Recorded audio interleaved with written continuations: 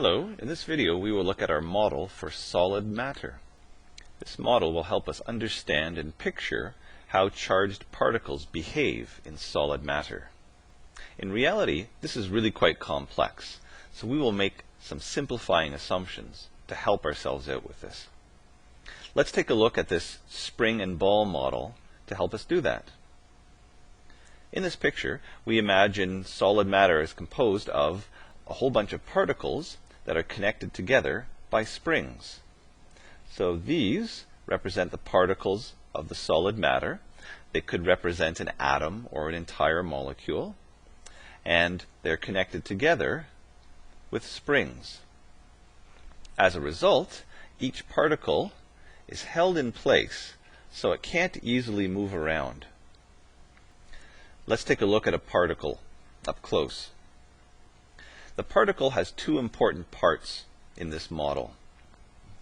This particle has a small piece represented by a lump of plasticine.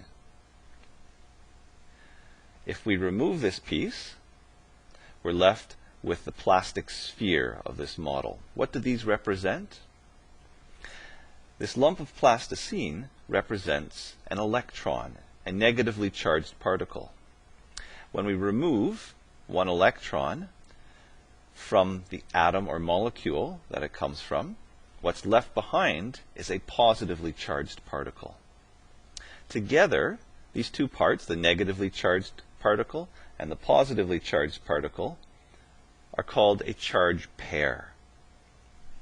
When they're together, the net charge of the charge pair is zero. So we say that this particle is neutral.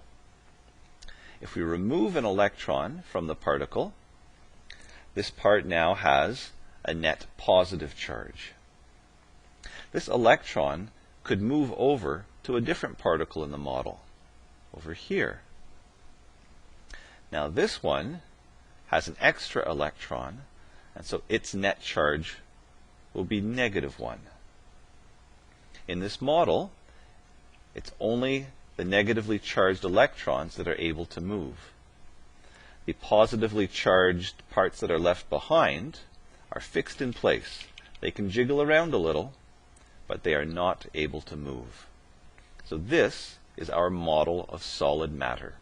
It works well for a lot of materials, especially metals.